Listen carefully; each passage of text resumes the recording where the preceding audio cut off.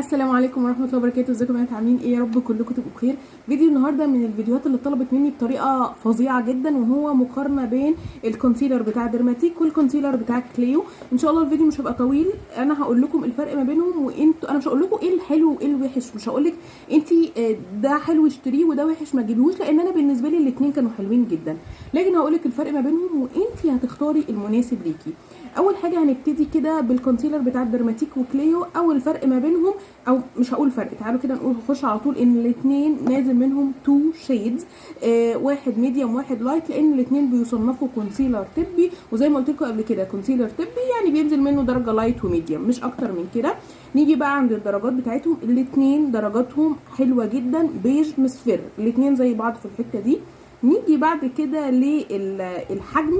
الحجم بتاع ديرماتيك، الكونسيلر بتاع ديرماتيك 10 جرام او 10 مللي، الكونسيلر بتاع كليو اكبر 15 مللي.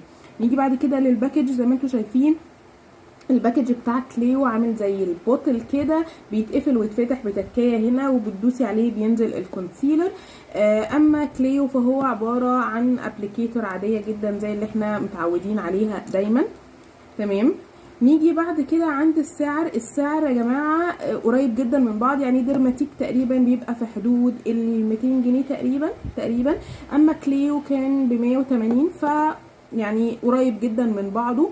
بالنسبه للتوافر فهم الاثنين متوفرين على كل المواقع بتاعه التسوق، يعني جوميا، نون، امازون، متوفرين في كل الاماكن، وطبعا كل واحد فيهم متوفر على صفحته. كليو متوفر على كليو، وديرماتيك متوفر على صفحه ديرماتيك.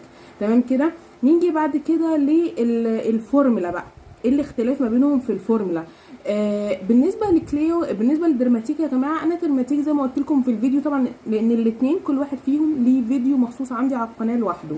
زي ما قلت لكم في الفيديو بتاع ديرماتيك، انا ديرماتيك بالنسبه لي كونسيلر طبي يومي رائع جدا، بديل لفتمي. اللي جرب فتمي يا جماعه هو ده بديل لفتمي بالظبط. كونسيلر طبي خفيف، تغطيه متوسطه، من خفيفه كمان لمتوسطه، لطيف جدا تحت العين، تقدري تحطي منه 2 لير عادي، واحده للكنسله واحده للتنوير، مش هيخطط معاكي، بيقعد معاكي طول اليوم، لطيف جدا. زي ما قلت لكم هو بالظبط نفس قريب من الفورمولا بتاعه فتمي جدا جدا جدا. تمام. اما بقى كليو، فكليو يا جماعه اللي بيميزه ان هو الفورمولا بتاعته سايبه شويه، اسمها ايه، فلاوت تقريبا او فلودي كده، يعني تحسيها شويه بتجري طريه زي التنتد، زي ما قلت لكم قبل كده في الريفيو بتاعه، زي التنتد فاونديشن كده. الفورمولا بتاعته خفيفه. تمام. فبتقدري تستخدمي لو انت من البنات اللي مش بتحب الفاونديشن على وشها وفي بقع او حاجات في وشها، تقدري تستخدميه على وشك كله كفاونديشن. ليه بقى؟ لان هو الفورمولا بتاعته بتفرد على الوش، بتفرد اكتر، فبتحسي ان هو ملت مع الوش كده، بيعمل ملت جامد جدا كانه فاونديشن، فاهمين؟ لكن ديرماتيك هو كونسيلر، طبعا تقدري تعملي بيه نفس المهمه يعني، لكن كليو بيفرد اكتر على البشره. فلو انت بنوته عايزه كونسيلر طبي تقدري تستخدميه، وما عندكيش الحمد لله مشاكل في وشك ولا اي حاجه، وعايزه بس كونسيلر لتحت العين، فبتجيبي ديرماتيك لطيف جدا جدا للاستخدام اليومي.